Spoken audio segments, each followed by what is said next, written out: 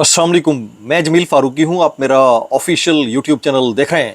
आज जून 2025 की 9 तारीख है, पीर का दिन है। जिस वक्त वीडियो रिकॉर्ड हो रही है पाकिस्तानी वक्त के मुताबिक शब के 9:30 बज चुके हैं।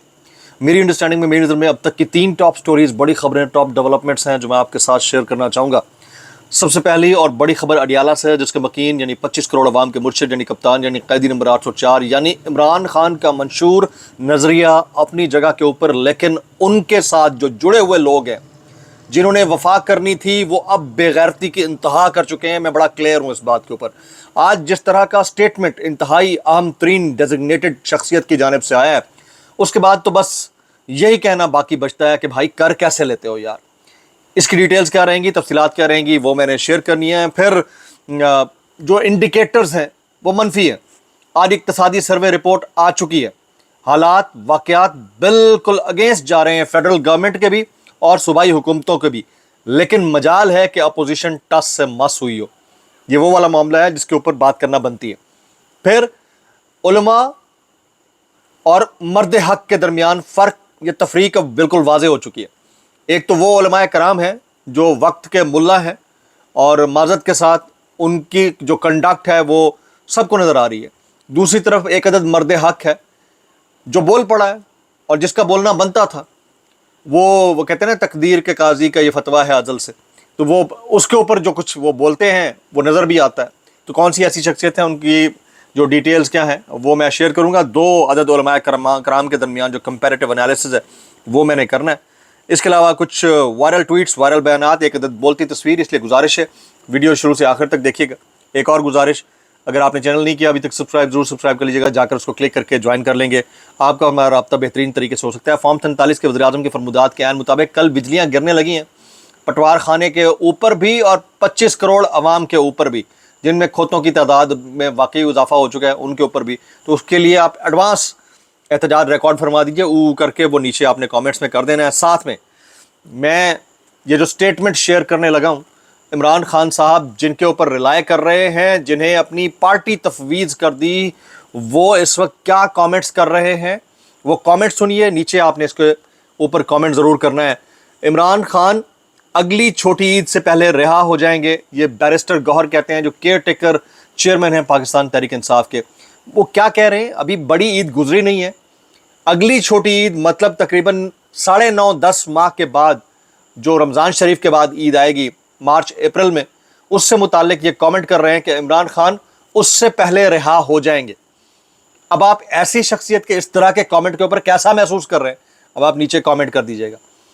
कुछ दोस्तों ने मुझसे भी मेरे वीडियो लॉग्स के नीचे कमेंट किया, ट्विटर के नीचे कमेंट किया कि आप भी तो कहते थे कि वो रिहा हो जाए। भाई, मेरे कमेंट करने में, मेरे ओपिनियन बिल्ड करने में, डेवलपिंग स्टोरी शेयर करने में और एक पॉलिटिकल पार्टी के केयरटेकर चेयरमैन के इस तरह के जुमलों में बड़ा फ़र्क है।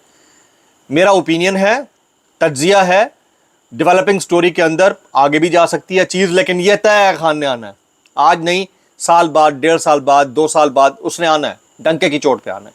हाँ, मैंने आपको रिचर्ड ग्रैनल का बताया, 1.5 महीने 2 महीने तक वो वेव चलती रही। उसके बाद मैनेजमेंट कैसे हुई है, ये पीटीआई के एंड के ऊपर कौन कौन से थे जो उनके अंदर के ट्रेटर्स थे इंटरनेशनल ओवरसीज़ पाकिस्तानियों के अंदर, ज़रा उनको जाकर सवाल करें।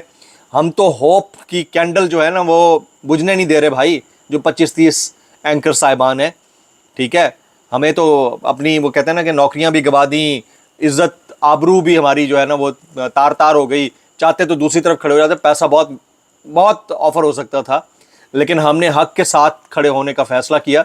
तो हम कोशिश करते हैं हत्तुल इम्कान के होप अलाइव रहे और जो पॉजिटिव है बीच में से वो आप तक शेयर कर दी जाए। उसका कोई ना कोई कॉन्क्रीट एविडेंस भी होता है, लेकिन स्टोरी क्योंकि डेवलपिंग होती है, बैक एंड के ऊपर कुछ नहीं हो पा रहा होता, तो फिर मामला मुश्किल हो जाते हैं। लेकिन एक केयर टेकर चेयरमैन का ये वाला मामला कि वो कह के इमरान खान अगली छोटी ईद से पहले रिहा हो जाएंगे, एक तो आप अपने वो कहते हैं ना गलों लाना, आप अपने गले से उतार रहे हैं। दूसरा, आप अपनी कुर्सी शायद बचा रहे हैं। तीसरा, आप अवाम को ट्रक की बत्ती के पीछे लगा रहे हैं। आपका काम क्या था, एक पुरअसर मुअस्सर तहरीक चलाना। किसके लिए? खान साहब की रिहाई के लिए। अगर आप नहीं चला पा रहे तो कम अज़ कम जो गवर्नमेंट के कारकर्दगी के अंदर लकूनाज हैं उसके ऊपर तो कर सकते थे ना। इशारे नेगेटिव है, मनफी है, مگر اپوزیشن یعنی تحریک انصاف خاموش. قائد تحریک انصاف کا بانی یعنی عمران خان جیل میں, اپوزیشن یعنی تحریک انصاف خاموش. حکومت کی کارکردگی صفر, فیڈرل کی دیکھ لیں, پنجاب کی دیکھ لیں, تحریک انصاف خاموش. آپ کی تختیوں کے اوپر اپنی تختیاں چسپاں کر دیں, آپ خاموش. کارکن در بدر, اپوزیشن یعنی تحریک انصاف خاموش. 26 نومبر گزر گیا, ٹائم ٹو ٹائم آپ کے کارکن کے ساتھ کیا ہو رہا ہے, خاموش. صحافی در بدر, صحافیوں کے ساتھ کیا ہوا, میں اپنی ابھی ایگزامپل دے رہا تھا. 25 سے 30 اینکرز بے روزگار بیٹھے ہوئے ہیں, باقی میڈیا مینجڈ ہے. کیا یہ 25 سے 30 نہیں مینج ہو سکتے تھے؟ 2 منٹ کے لیے مجھے بتائیں, کس کو برا لگتا ہے کہ اس کی جیب میں پیسہ نہ ہو, یا اچھی نوکری نہ ہو, یا وہ اچھی پوزیشن پہ نہ بیٹھا ہو؟ یہ تو ثواب, میں کہتا ہوں ثواب کا کام کیا ہے ان تمام اینکرز نے, جنہوں نے تھوڑے سے قلیل پیسوں میں کچن چلانے کو پریفر کیا ہے, بجائے اس کے کہ وہ برائب ہو جاتے یا سائڈ پہ لگ جاتے. پھر خان کا پورا خاندان جیل کے اندر. اپوزیشن یعنی تحریک انصاف خاموش. بیرسٹر گوہر, سلمان اکرم راجہ, علی امین گنڈا پور, ان سب نے لاہ عمل دینا تھا. عید کے بعد کا لاہ عمل دینا تھا کہ عید کے بعد وہ کیا کریں گے. آج عید کا 3را دن ہے, ابھی تک کوئی لاہ عمل نہیں آیا. علی امین گنڈا پور کہتے ہیں تحریک چلے گی اور اللہ نے چاہا تو بہت اچھی چلے گی. بھئی اللہ تو چاہے نہ چاہے, اس کے چاہنے کے بغیر تو کچھ بھی نہیں ہو سکتا. بطور انسان آپ کی ایفرٹ کیا ہے بھائی؟ 26 نومبر, 4 اکتوبر, اس کے بعد کا کوئی ہمیں ٹائم فریم یا پروسیجر بتائیں. ابھی 11 جون کو دیکھ لیتے ہیں کہ کیا ہوتا ہے. بہت سارے لوگ اس کے اوپر کامنٹ تو کر رہے ہیں, لیکن حالات یہ ہیں کہ آپ کے پاس جو فل ٹاس بالز تھیں اس کے اوپر آپ کچھ نہیں کر پائے. آپ کو عمران خان کی رہائی کے لیے ایک الگ تحریک چلانے کی ضرورت نہیں تھی. یقین کریں, آپ اس کارکردگی کے اوپر, فیڈرل اور پنجاب گورنمنٹ کی, سندھ گورنمنٹ کی کارکردگی کے اوپر اگر آپ صحیح پروٹیسٹ کنڈکٹ کرنے میں کامیاب ہو جاتے, آپ کو ایک الگ سے تحریک چلانے کی ضرورت ہی نہیں تھی. ساری چیزیں خود بخود ہی ہو جانی تھی, لیکن آپ کر نہیں پا رہے. تو اس کے مقابلے میں اس وقت کی حکومت کے جو اپوزنگ لوگ موجود تھے, داد دینی پڑے گی کہ حکومت نے بھی بیر کیا اس وقت عمران خان صاحب کی, لیکن اپوزنگ فورس نے بھی 20-25 ہزار لوگوں کے ساتھ احتجاج کنٹینیو رکھا. آپ نے کیا کیا بھائی؟ ایک صوبے میں تو آپ کی گورنمنٹ ہے نا. تو یہ چیز تھی جو سوالیہ نشان بنی ہے, اس چیز کے اوپر بات کرنا بنتی تھی. اب 2 علماء کرام کے درمیان جو کمپیریٹیو انالیسز ہے وہ میں کر دیتا ہوں. ایک ہے مولانا فضل الرحمان صاحب, دوسرے ہیں مولانا طارق جمیل صاحب. ہمارے دوست ہیں صدیق جان, وہ مولانا فضل الرحمان سے متعلق کہتے ہیں کہ مولانا کو اگر حکومت آج آفر کر دے کہ آپ نے وزارتوں کا حلف لینا ہے تو وہ کہیں گے کہ کل نہیں, آج شام ہمیں حوالے کر دیں. مولانا فضل الرحمان اپنا بیٹا بچا رہے ہیں. وہ اتنا بڑا اسکینڈل ہے کہ اگر کھل گیا تو مولانا فضل الرحمان کی جماعت کے 60 سے 70% لوگ جیلوں میں ہوں گے. یہ صدیق جان کی سٹوری ہے.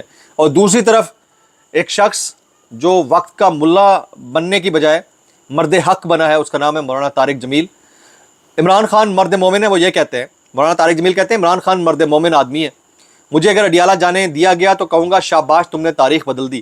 ایسی استقامت اللہ کے خوف اور یقین کے بغیر نہیں آ سکتی جس صبر سے اس نے جیل کاٹی ہے. مجھے ملاقاتوں کے بعد پتہ چل گیا تھا کہ یہ ڈیل کبھی نہیں کرے گا. یہ کون بول رہے ہیں؟ مولانا طارق جمیل بول رہے ہیں.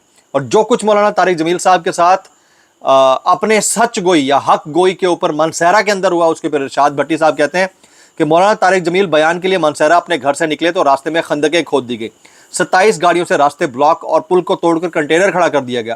مولانا واپس جا کر اپنے تبلیغی بھائیوں کو پیغام دیا, تم عمر اور تبلیغ میں میرے سے چھوٹے ہو اور اللہ کے رسول کا پیغام پہنچانے والے ایسے سازشی کبھی بھی نہیں ہو سکتے.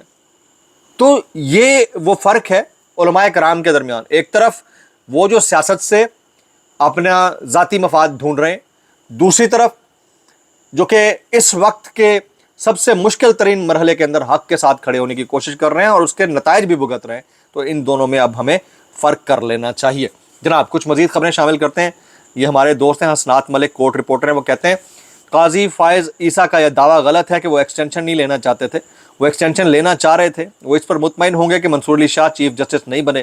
قاضی فائز خوش ہوں گے کہ ادارہ کمزور ہو گیا ہے. وہ کہتے ہیں کہ میں پارلیمنٹ کو مضبوط کیا ہے مگر انہوں نے کسی اور کو مضبوط کر دیا. یہ حسنات ملک صاحب کی سٹوری ہے. کچھ وائرل بیانات اس ڈسکلیمر کے ساتھ. اگر آپ کو میری بات بری لگتی ہے تو معذرت, زیادہ بری لگتی ہے تو انتہائی معذرت, اور زیادہ بری لگتی ہے تو سانو کی کیسے کر لیتے ہو یار. یہ انور مقصود صاحب کہتے ہیں, ذرا غور سے سنیے گا. وہ کہتے ہیں حکومت خود بے روزگار ہے, جب تک امریکہ اسے پیسے نہیں دیتا اسے روزی نہیں ملتی. بہت ڈیپ بات کی ہے انہوں نے. میں اتنا کہنا چاہوں گا کہ بھائی کیسے کر لیتے ہو یار. اب شہباز شریف صاحب کے دور حکومت میں قومی اقتصادی سروے جو آیا ہے اس سے رواں مالی سال بڑی فصلوں کی پیداوار میں 13.5% کمی ریکارڈ کی گئی ہے. کپاس کی پیداوار میں 30.7% کمی ریکارڈ کی گئی ہے. لارج اسکیل مینوفیکچرنگ میں شرح نمو کم ہو کر 1.5 رہی. تعمیراتی شعبوں میں نمو 1.3% رہی جو گزشتہ سال 3% تھی. ان حالات کو بھی اگر اپوزیشن کیپٹلائز نہیں کر پائی اور تمام سیکٹرز کو اپنے ساتھ شامل نہیں کر پائی تو لاکھ لعنت ہے بھائی. آپ عمران خان کے لیے تحریک کا مومنٹم بلڈ ہی ایسے کر سکتے تھے جب آپ ان تمام سیکٹرز کو اپنے ساتھ شامل کر پاتے. نہیں کیا آپ نے. جناب آخر میں جاتے جاتے عمران ریاض خان صاحب جنہیں پاکستان سے حج ادا کرنے کی اجازت نہ مل سکی، گزشتہ سال ہم نے دیکھا تھا، نہ عمرہ کرنے کی توفیق تو اللہ نے دینی ہے، یہاں سے جنہوں نے دینی تھی انہوں نے نہیں دی، تو وہ امام کعبہ سے بھی مل سکتے ہیں اور کعبے کی کنجی جن کے پاس ہے ان سے بھی جا ملیں. تو کیا ہی بات ہے، اللہ جب عزت دیتا ہے تو خوشیوں دیتا ہے. ولاگ سے اتنا ہی، دعاؤں میں یاد رکھیے گا. السلام علیکم ورحمۃ اللہ وبرکاتہ.